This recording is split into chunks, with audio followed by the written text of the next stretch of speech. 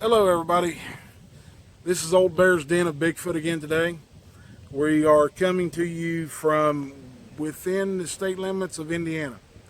We have a story for you today that happened in Indiana. It's actual an interview with the people, and right now you're looking at a campground that we are at.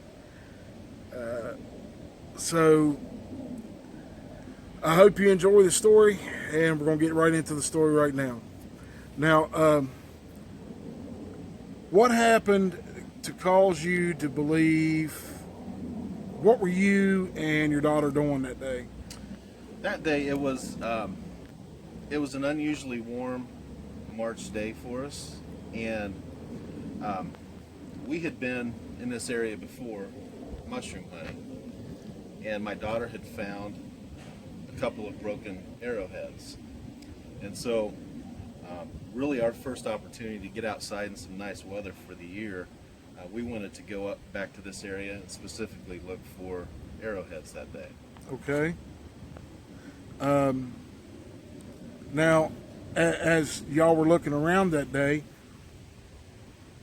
did you notice anything differently about the area? Did you notice any tree bows or any wood knocks or rock clacking or anything of that nature at all to tip you off that there might be something in the woods besides you two? No, I mean at this point, this is March of 2018, and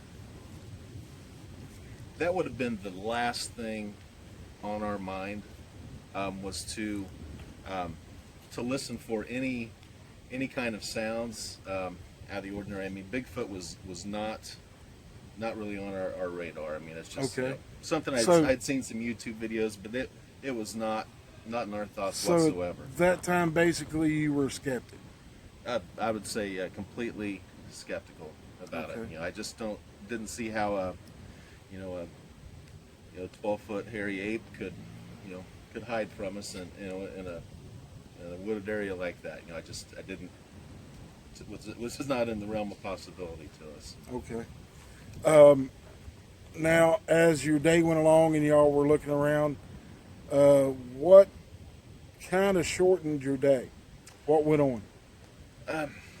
Well, we'd gone into the woods, and there's a cutout in there, a creek bottom, Uh huh. and it goes down quite a ways, between 25 and probably 40 feet below, I guess what I would call ground level for that area. Okay.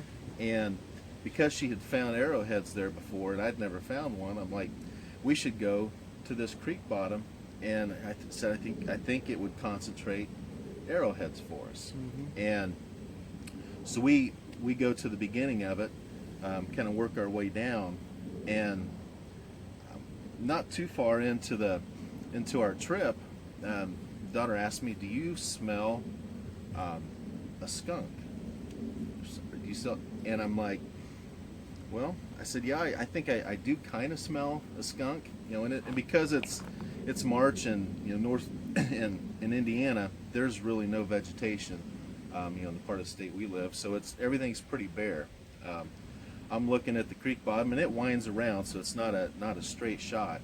You can't really see super far ahead of you. But if there's a skunk or any kind of animal in there with us, um, we're going to see it. There's really nowhere to hide. It's bare, and the bottom of it is kind of a bedrock look to it. Okay. So, after your daughter said something to you, did y'all just kind of continue on, or did you just, or what exactly did you do right after your daughter said something to you? After she said something, well, she had brought her small dog with us, and so her concern was, man, if there's a skunk here with us, I don't want the dog or us to get sprayed. And so initially, I'm just kind of looking around to make sure there's not a skunk, and I don't see anything. And there is a decent breeze blowing that day, and it's kind of really carrying, um, seems like it would be kind of carrying the scent off. And I'm surprised that if there's a skunk up above, because we're down so far, I'm kind of surprised we're even smelling it, because it was fairly breezy that day. And so I didn't really think too much of it. I was like, I'm thinking in my mind, well, I'm going to keep my eyes open, because as we round these little twists in the creek bottom, make sure there's not a skunk down there with us that we might come up on and get sprayed. So, so we continue on, and for me, the smell, I can smell it, but it kind of comes and goes for me a little bit. She was definitely more in tune with that smell than I was, and we didn't see it. Never did see a skunk, and so we continue on our hunt.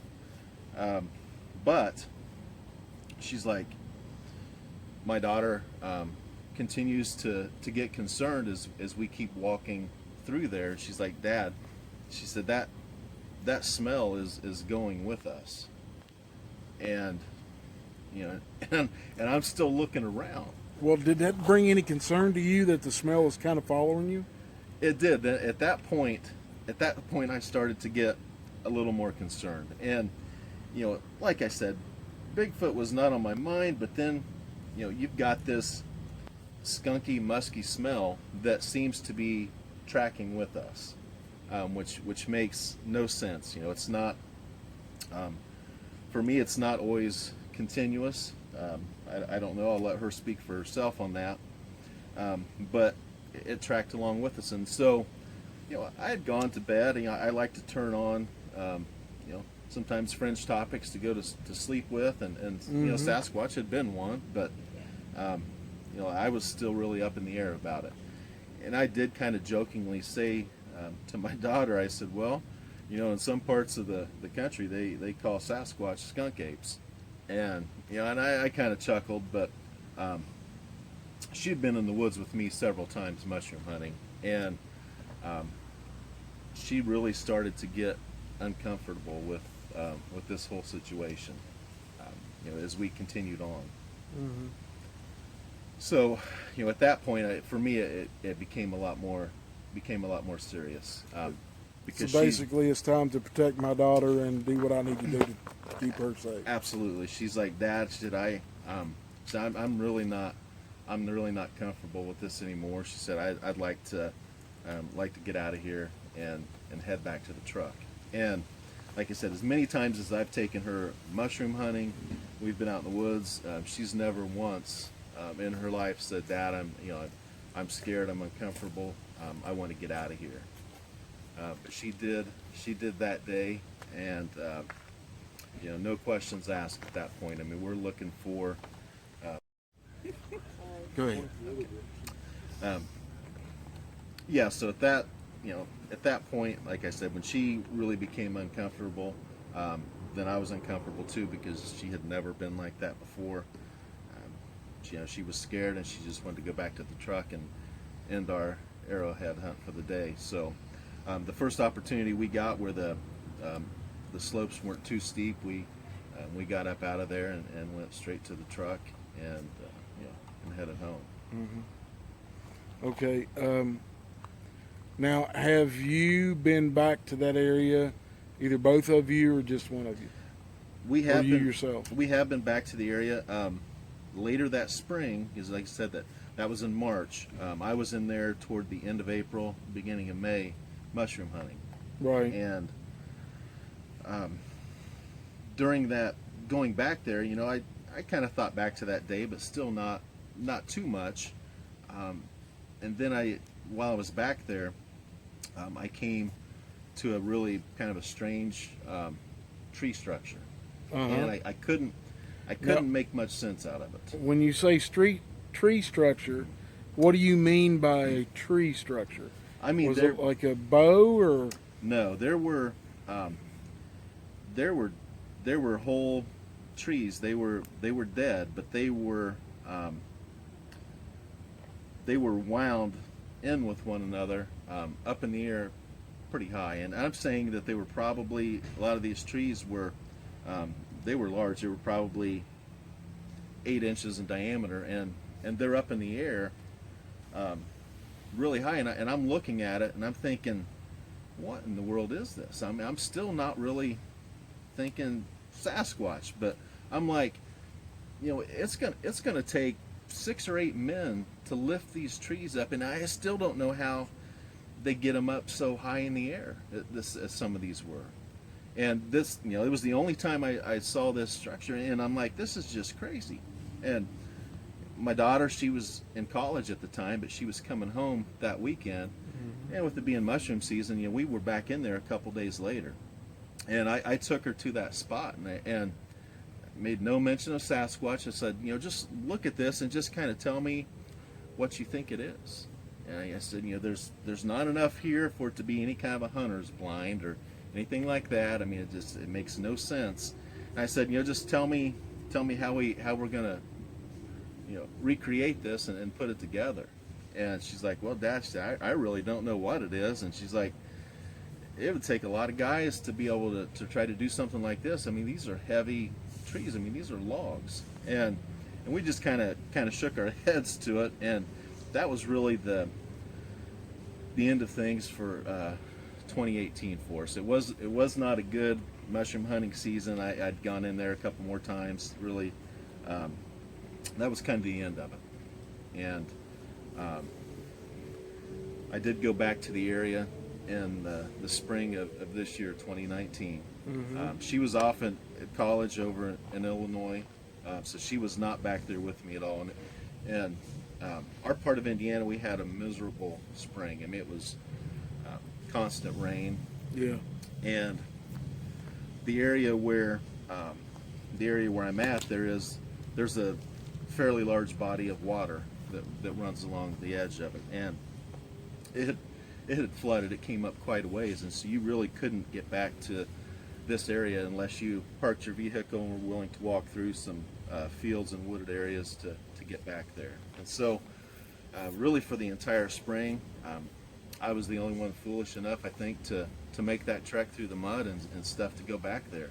And I'm back there mushroom hunting, having some, finding a few here and there, but I'm back towards one of the farther points, and I come across another structure.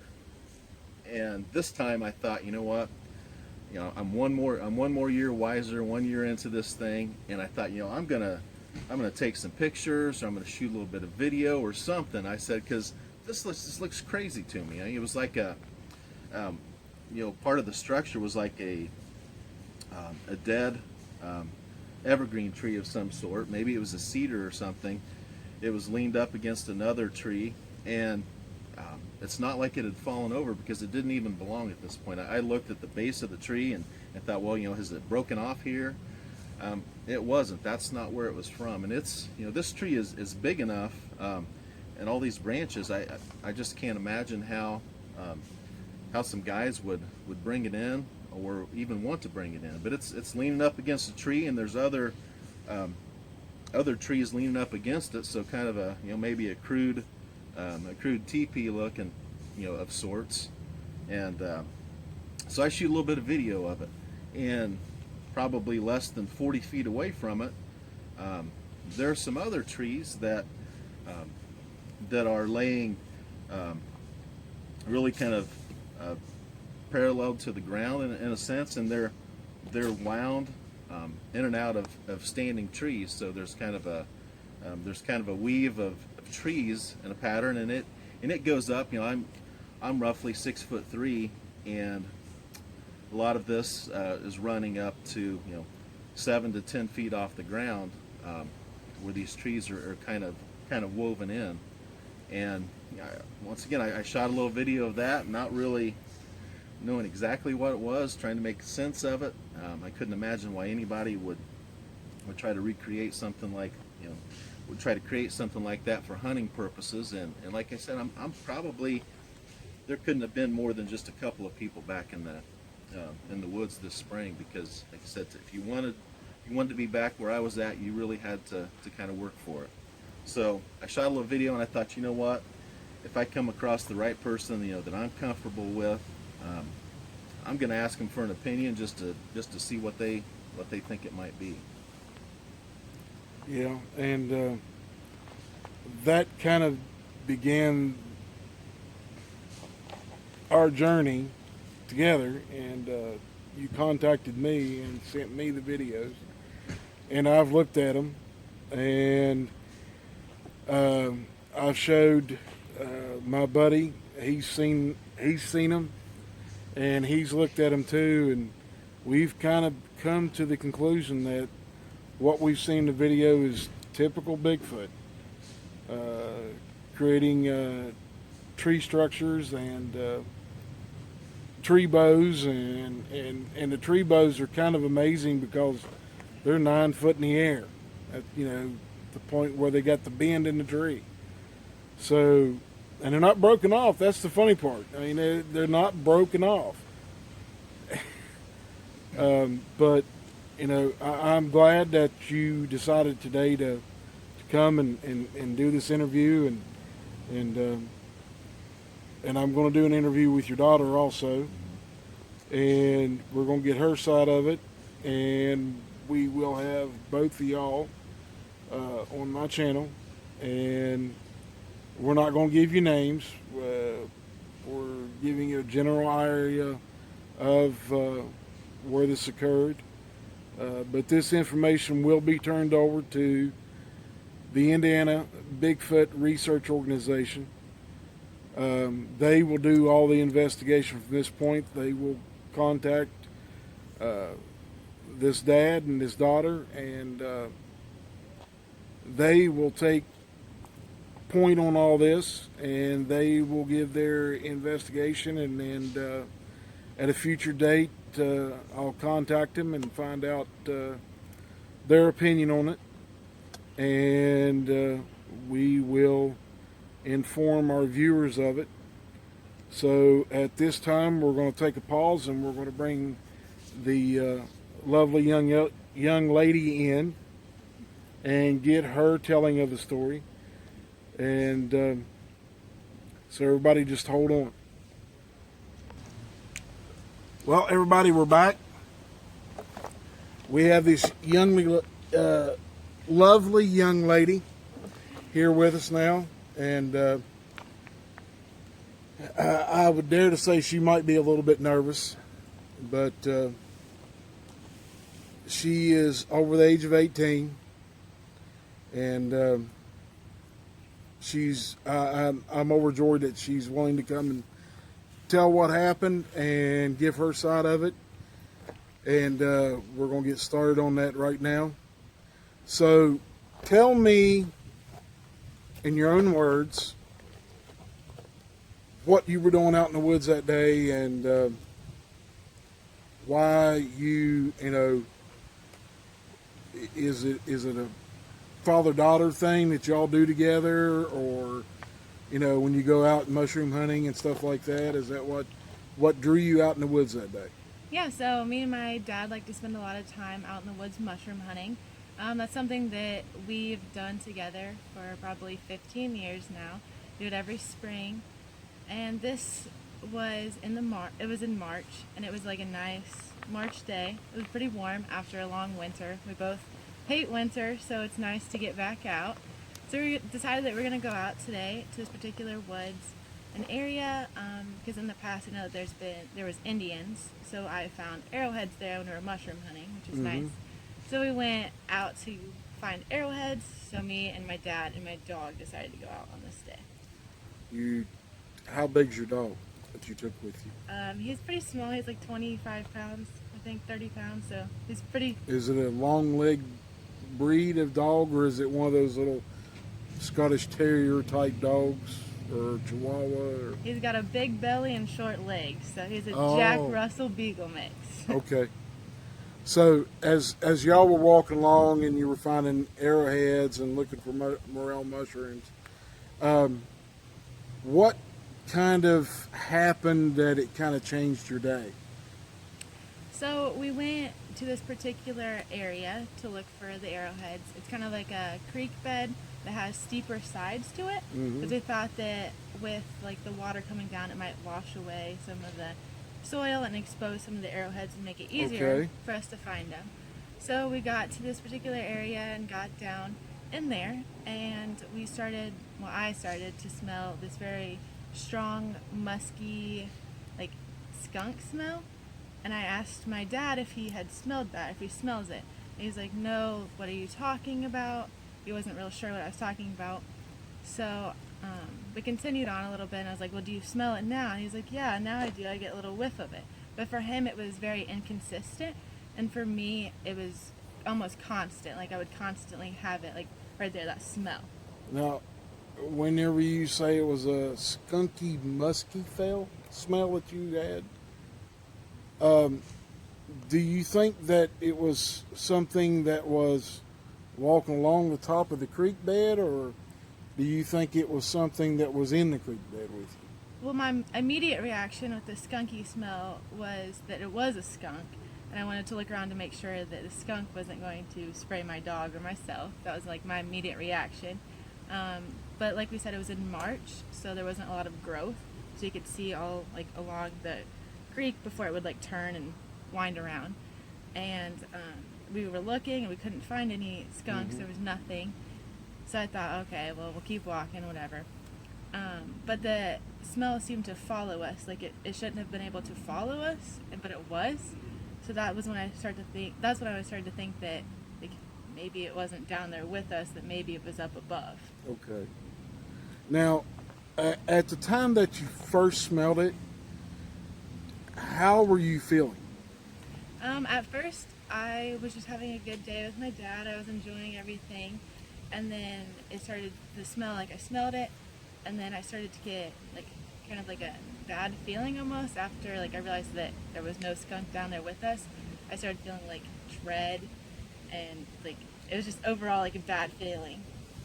When you say dread, do you mean like something was going to harm you, or was it just? Did it feel like there was a set of eyes looking right straight at you only, paying attention to you in particular? It almost felt like it was like eyes or something were there, like was there. Like I wasn't real sure what like the feeling was. I just knew that like I didn't feel good and I was not comfortable being there. Okay. Did the feeling get worse and heavier, or did it just kind of stay the same for a while? In the beginning, it didn't seem as bad, but then as we kept going, it got worse and worse. Okay. Now, how long between the first time that you smelt the smell and the time you said something to your dad, how was it? 10 seconds, a minute, 5 minutes? It was probably about 30 seconds. It was like a pretty quick response. Like at first I smelled it and then I was like looking around because I was more worried about my dog getting sprayed. Like I thought it was right there. And then when I realized there was nothing like immediately around us, I turned to him and told him about it. Okay. What was your dad's reaction whenever you said something to him, Dad, we need to go? At first, I guess like when I first told him, he was like worried about the dog as well. But then when I really told him that we needed to go, like I don't have a good feeling about this, he was mainly like, okay, well, like as soon as we get a chance, we'll go up. When the bank gets like less steep, we'll go up and we'll just leave. Okay. Now, did you see anything or hear anything? I did not. I did not see anything and I did not hear anything. Okay. So, was there any? Did you just feel like something hit you, or did the emotion of the feeling come to you like at a slow pace, or do you feel like something maybe forced that feeling onto you all of a sudden? It immediately hit me. It was like a force. Like it just kind of came out of nowhere, and I started feeling like that, a bad feeling. I was very uncomfortable in the situation. Okay. Let me ask your dad. Did you have any feeling of dread or anything at all? See, I did not. I feel like whatever was happening that day was directed towards her, Yeah. and not so much me. I think you know, I was more in the protection mode because she had never, in all our times in the woods, she had never asked to leave early. Never was scared and had just a strong urge to get out of there, to get out of the woods. So I took it pretty serious, whatever was happening, it was being directed at her. Okay. Now, your feelings on Bigfoot and any cryptids in the world before this were what? That they did not exist. They were non-existent. Like, I hadn't really given it any thought that there was a possibility that they even existed. Now, after this happened and you and Dad left the woods, did the feeling leave you as soon as you left the woods, or did it disappear before you left the woods? So as we started getting away from that area and like completely out of that area, it left me. I didn't feel like instant like feeling of dread and like needing to leave. And then I just kind of, as we're leaving, was just trying to process my emotion because I didn't understand why I felt like that, like why it hit me suddenly and then why it was gone. Like, Okay. typically, like as a person, like my emotions don't just instantly hit and then instantly leave. Like if you feel an emotion, it tends to last and kind of slowly go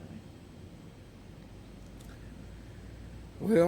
Well, personally, I think maybe you may have been hit with what they call infrasound.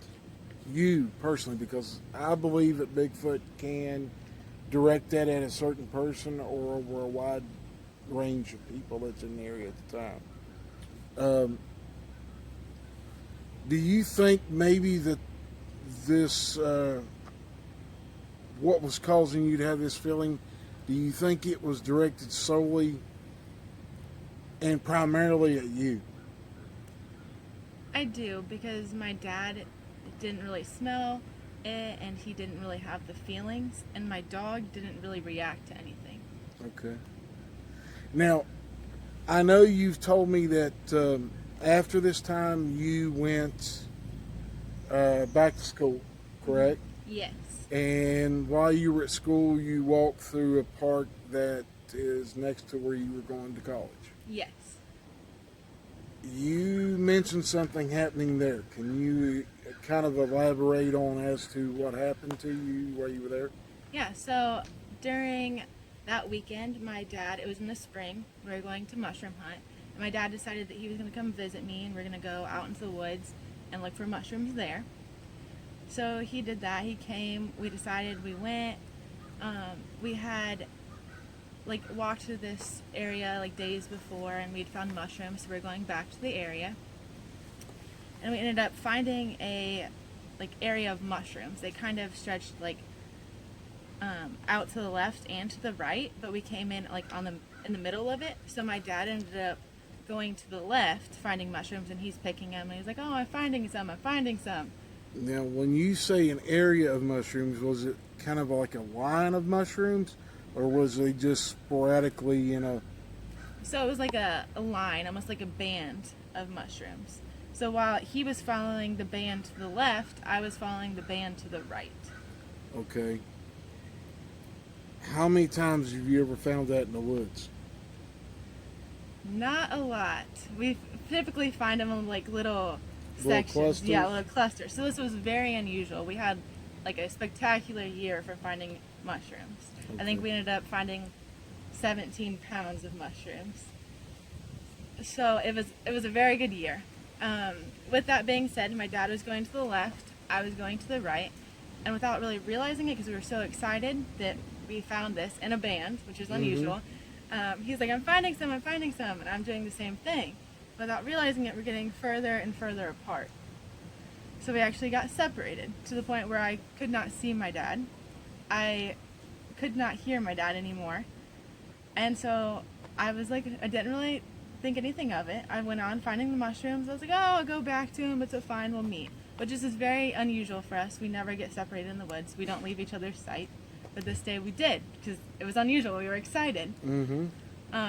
So I continued to walk that, like, to the right. And I came up to this point where there was, like, a tree that was facing me. It was a very large tree. And on one side of the tree, the bark was completely, like, gone. It had been ripped off. This tree was alive. I've seen trees that lose their bark. I've seen trees that get hit by lightning, all of the above. But only one side of this tree was Do missing its you bark. think the bark was stripped from the tree, or do you think maybe something like a lightning strike or something in nature took the bark off the tree? Like I've said, I've seen a tree that's gotten hit by lightning, and that is just this thin strip that is gone in most cases. This was it was wide, probably like 12, 13 inches wide across, like on the front of this tree, and it started at 15 feet high and went completely down to the ground. The back side of the tree still had the bark, the top of the tree still had the bark. It looked like someone had grabbed just that and ripped straight down. It was in straight lines. Now, was that a oak tree, or was it like a beech or something? Because an oak tree, you know, it's got little sections of bark that looks like a grid. Right. But was it like a beech tree which has smooth bark down the tree? It was, you know, which type of tree was that? It was like a hardwood tree, so it was not like a birch or anything. It was just like one section of the tree was bare and the rest had rough bark around it. Okay. So, what happened at that point that kind of made you think you need to find out? So at that point, I continued to kind of look around. I was confused at why this tree was missing its bark, and I saw there was like a bundle of wire. It was fairly thick wire, probably like half an inch in like diameter, I would say. And it was like wound around in a ball on the ground, but straightened. It was like straightened into an like arch, I guess, essentially, with one end stuck in the ground. And this arch was probably 10 feet tall, but it was, like I said, it was wound into a ball down on the ground, and it was very thick wire, so I know personally I could not have straightened something like that. And I don't think that my dad could have straightened something like that, because the arch was perfectly straight and stuck into the ground with this wire. And then that was kind of next to rocks that were laid out on the ground. There were 6 rocks, and they were like 2 by 2, so it was like 2, 2, and 2 that formed like a rectangle. And up at the top was a rock almost like a pillow on your bed.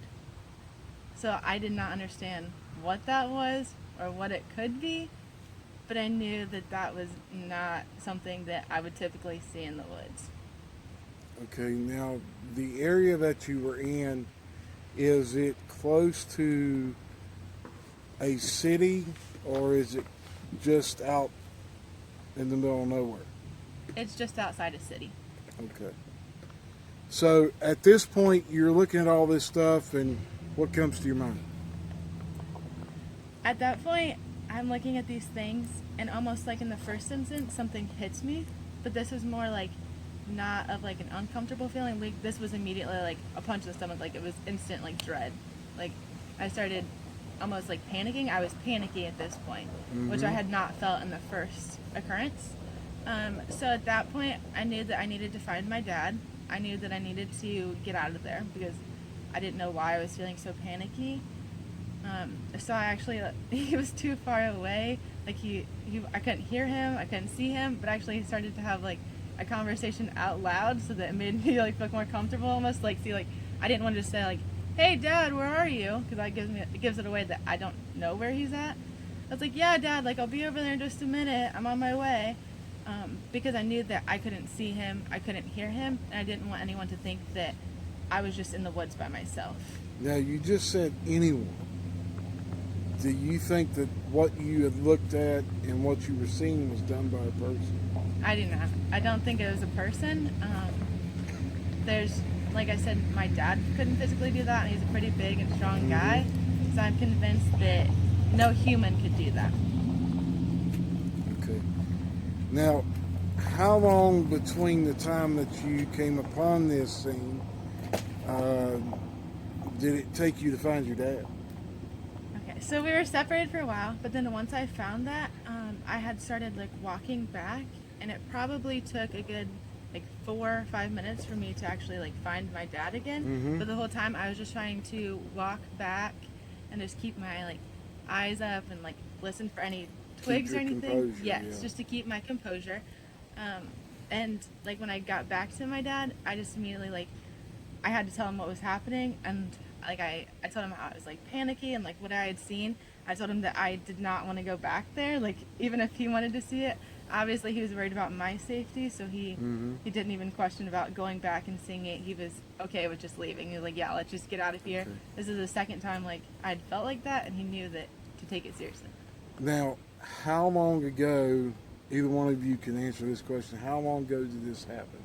The was- second in. It was in May of 2019.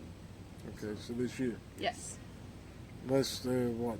May's what the 5th month. This is September. Yes. Over 4 months. And Now, what do you think? What is your take on what you saw the second time?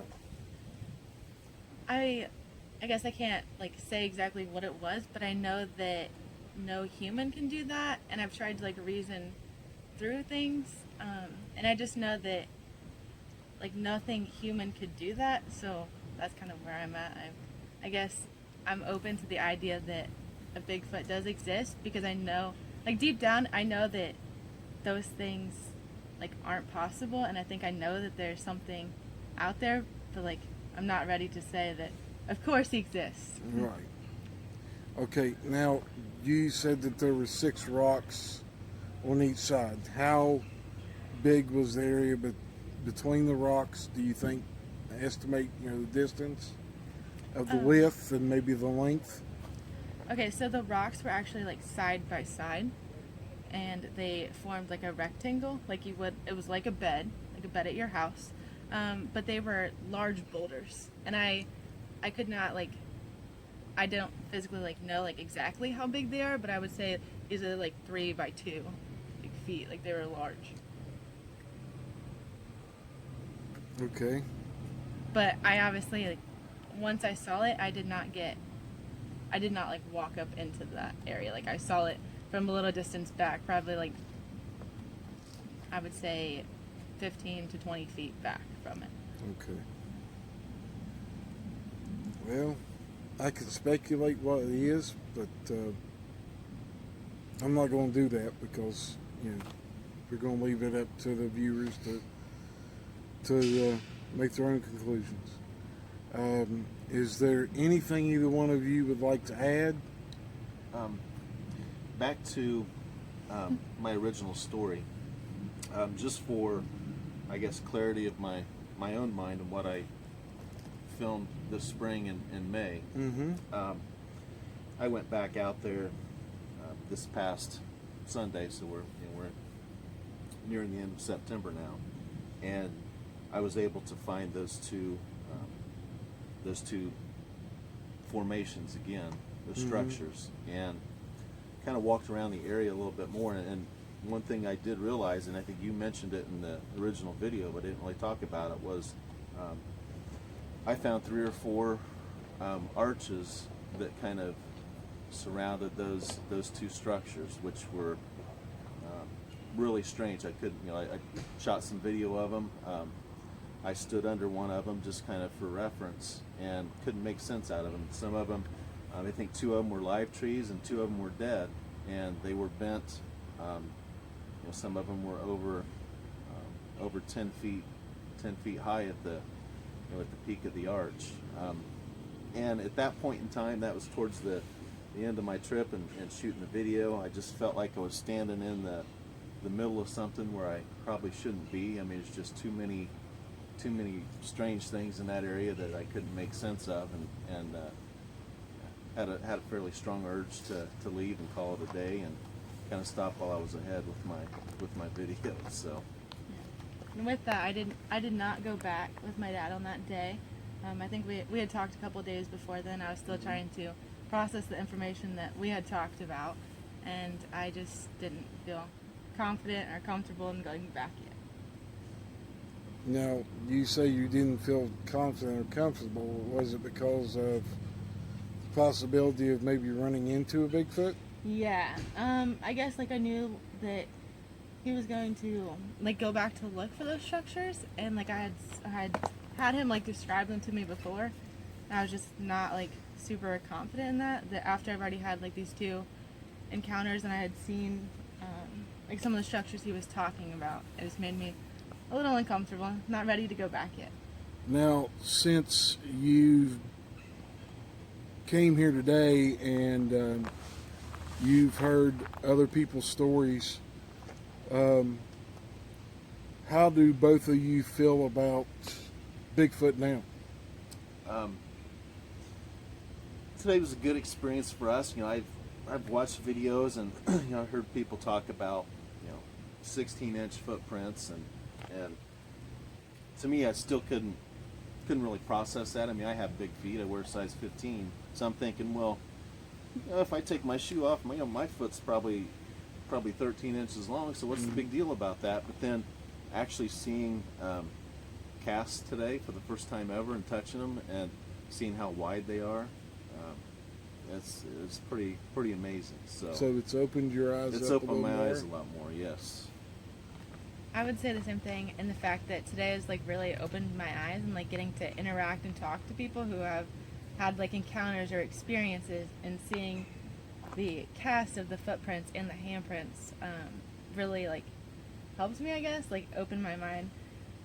With that, I was surprised at how, like my dad said, how wide the casts were, because like a human foot is very narrow, and I was thinking the same thing. Like my dad has big feet, like how big they were until I saw them. Well, we have a few of the investigators here from the Indiana Bigfoot Research Organization, and we're going to be talking to these gentlemen, and if they want to relay any of their experiences, we're going to have them relay theirs also. And I want to add that there is also a female, a wonderful young lady here today that is also a Bigfoot researcher, and she is associated with the Indiana Bigfoot Research Organization. And I want to thank them for inviting me and my wife to come over and have a wonderful time with them. And we did a little bit of investigating last night. We heard some owls that are actual, not owls.